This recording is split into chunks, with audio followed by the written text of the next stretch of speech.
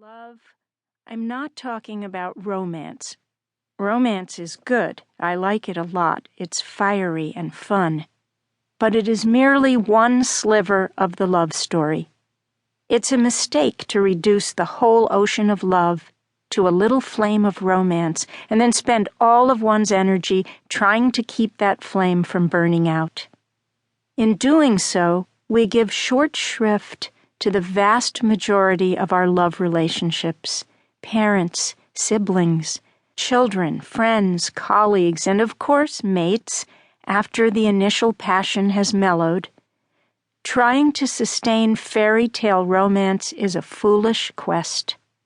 But you can sustain a different kind of love across a lifetime with a whole motley crew of people.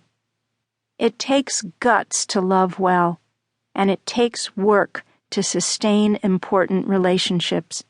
But I promise you, it is possible, and it's what our hearts are really longing for. You may be thinking of dulled or bruised or ruined relationships in your life as you hear this. You may be thinking, she doesn't know my sister, my brother, my ex, my kid, boss, friend, mate. And you may be right. It is not possible to heal or sustain every relationship. Sometimes we have to end things or do the work of healing on our own. But I propose that most of our significant relationships can be mended, sweetened, enlarged. And I propose that deepening one relationship can unlock all sorts of goodness in your life with other people, with your work, with your fate. I propose this to you because my sister and I had a relationship comparable to most human relationships.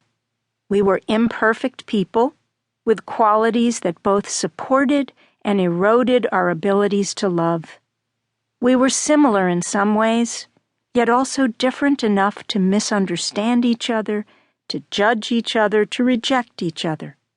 Sometimes we were close, and sometimes we were strangers. And like most people, and certainly like most siblings, we carted around with us bags of old stories and resentments and regrets. We dragged those bags from childhood into adulthood, into other relationships, into our work, into our families. We believed the stories in the bags, the tales we had heard about ourselves and told about each other. We had never unpacked those bags and showed each other what was in them until we had to.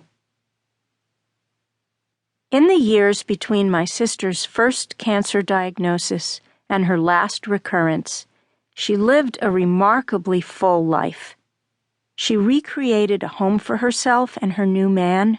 She rededicated her life to her children and her work and her art. She overcame several serious health crises, and she learned to manage the fear and pain that come with being a cancer survivor. Her life stabilized, as did our relationship and my own life. During that time, I did what many writers spend their time doing. I started several books but never finished them. With my first 2 published books, I had used my own life as the storyline, but I was sick of talking about myself, so I decided to write a novel. That way, I could hide my story and the stories of the poor people who have the misfortune of being related to me behind created characters.